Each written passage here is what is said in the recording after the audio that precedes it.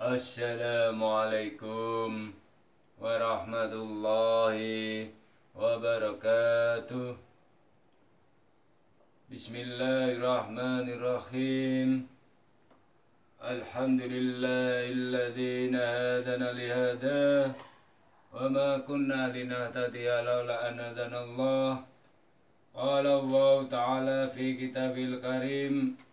A'udzu billahi minasyaitonir rajim. Bismillahirrahmanirrahim.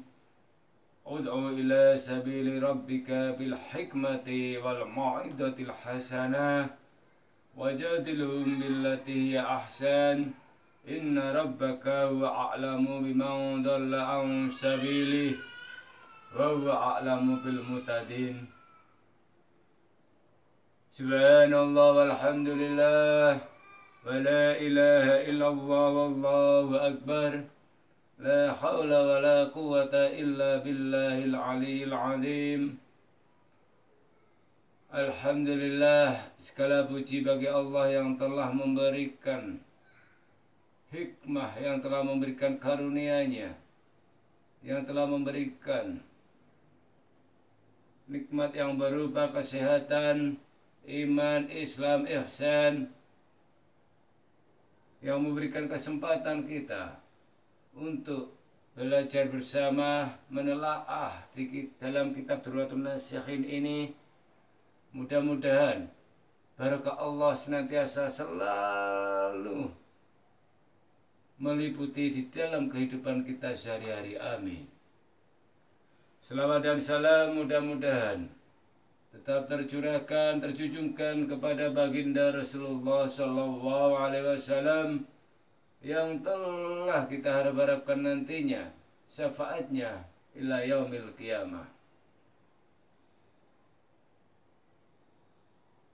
Kemarin di episode sebelumnya kita telah membahas tentang sedekah walaupun hanya seteguk air, sedekah walaupun hanya sebiji kurma, sedekah walau hanya apa yang kita miliki. Di sini kita muhasabah, kita belajar, kita menelaah bersama. Allah Subhanahu wa taala telah berfirman, A'udzu billahi minasyaitonir rajim. Bismillahirrahmanirrahim. Ma min dabbati fil ardi illa 'ala Allahi rizquha wa ya'lamu mustaqarraha wa mustaudaha wa kullu fi kitabim mubin. Yang artinya, dan tiada binatang melata, maksudnya semua makhluk Allah yang bernyawa pun di bumi, melainkan Allah lah yang memberikan rizkinya. Dan dia maha mengetahui tempat berdiam binatang itu dan tempat penyimpanannya. Semua tertulis dalam kitab yang nyata, tertulis di dalam Lauh Mahfuz. Artinya apa? Artinya setiap makhluk hidup. Wa ma min dabbatin fil ardh. Setiap kegermetan, setiap makhluk hidup, setiap binatang di bumi ini, semua sama Allah diberi rizki. Semuanya sama Allah diberi rizki, tanpa satu pun terkecuali.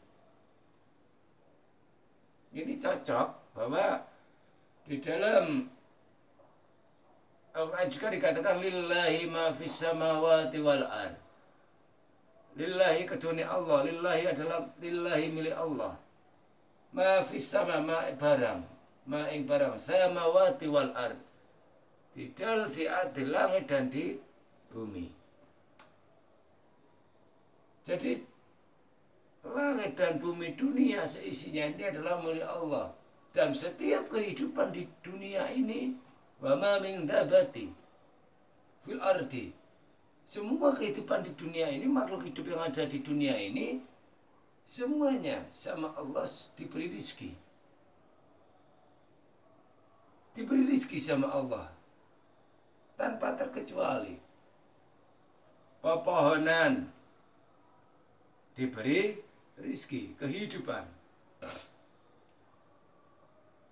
Hewan diberi rizki, kehidupan. Ada rumput dan sebagainya. Pohon ada air dari bumi sebagai makanannya. Ada daun, ada matahari sebagai fotosintesisnya. Makhluk hidup berupa manusia juga begitu.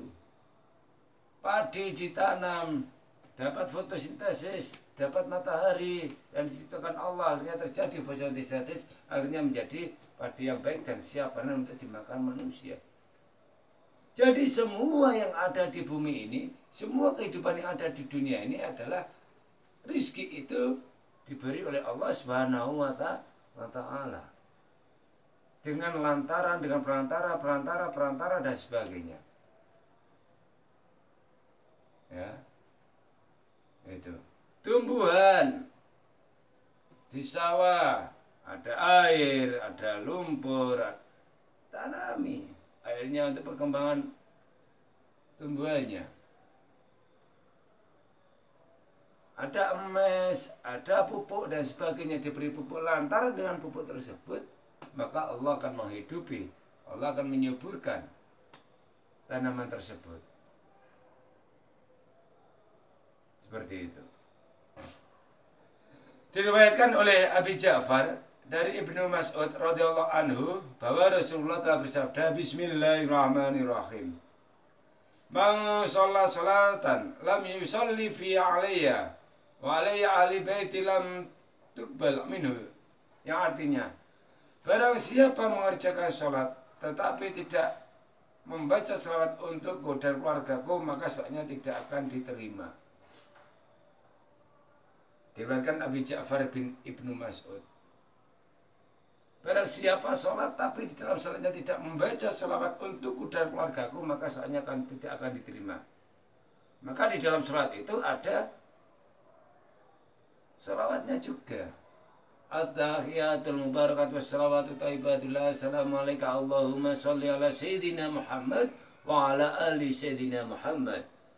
Kama sholaita ala Sayyidina Ibrahim wa ala ali Sayyidina Ibrahim. Pasti di dalam bacaan-bacaan sholat itu ada salawat untuk Kanjeng Nabi dan keluarganya Kanjeng Nabi. Syukur-syukur kalau kita sebagai hamba Allah, syukur-syukur sebagai umatnya Kanjeng Nabi Muhammad, kita sering membaca sholawat untuk Kanjeng Nabi Muhammad dan keluarganya. Ketika sholat, setelah sholat, berzikir Allahumma sholli ala Sayyidina Muhammad, Allahumma sholli ala Sayyidina Muhammad. Ketika berdiam diri di malam hari, tidak bisa tidur, walaupun dengan santai, walaupun dengan minum kopi, di hati tak bersolawat. Allahumma sholli ala Sayyidina Muhammad, Allahumma sholli ala Sayyidina Muhammad, Allahumma sholli ala Sayyidina Muhammad. Seperti itu. Artinya apa? Man shalla salatan la yusalli fi alaiya wa ala ahli baiti lam tuqbal minhu. Berkata As-Sayyid Al-Ustadz Al-Imam Ahmad bahwa pada saat Rasulullah SAW menikahi seorang wanita dan malam utamanya beliau membuat pesta perkawinan walimah di rumah beliau. Beliau kumpulkan para sahabat di rumah beliau dengan hidangan makanan yang hanya sedikit sampai mereka menjilati makanan yang berbentuk cari itu dan mereka membincangkan hal tersebut. Saat itu Rasulullah SAW sedang mengerjakan sholat. Setelah beliau menyelesaikan sholatnya, beliau bertanya, apa yang sedang kalian perbincangkan? Tentang rizki. Ya Rasulullah. Jawab mereka.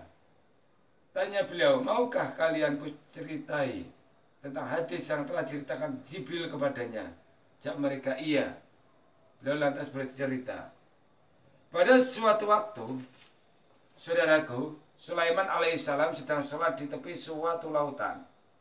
Ia melihat seekor semut melata yang menggigit selembar daun hijau di mulutnya. Ketika semut itu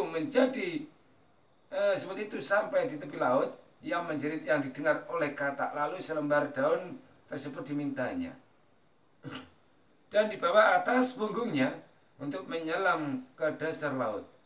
Sesaat kemudian, semut tersebut mengapung di atas air. Tanya Nabi Sulaiman alaihissalam, "Hei semut, berceritalah, kepadaku apa yang sedang kau kerjakan di dasar laut itu.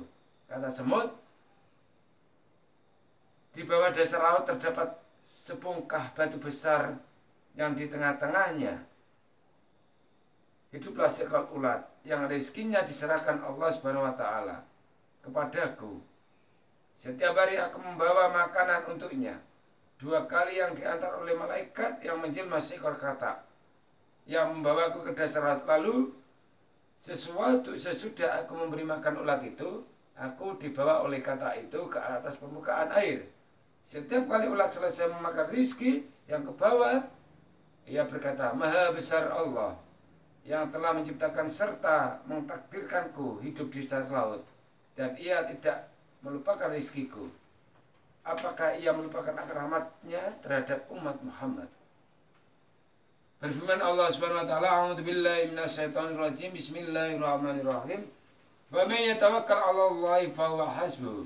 Dan barang siapa bertawakal kepada Allah, niscaya Allah akan mencukupkan keperluannya. At-Talaq. Artinya apa? Wa ma min dabbati rizquha dan sebagainya. Ila akhirih. Seekor ulat saja yang hidup di dasar laut yang dihimpit oleh batuan, itu sama Allah masih diberi rizki. Masih diberi rizki, apalagi kita sebagai hamba Allah, manusia yang diciptakan sempurna. Ketika manusia itu mau berusaha, ketika manusia itu mau bekerja, apapun bentuknya kerja itu, apapun bentuknya pekerjaannya yang halal, pasti akan diberi rizki oleh Allah Subhanahu wa ta'ala. Jadi kita sebagai manusia, monggo kita diciptakan sebagai manusia, makhluk yang paling sempurna, diberi akal, diberi hati, diberi kekuatan fisik dan sebagainya, fisik yang kuat. Kita sebagai manusia tetap berusaha.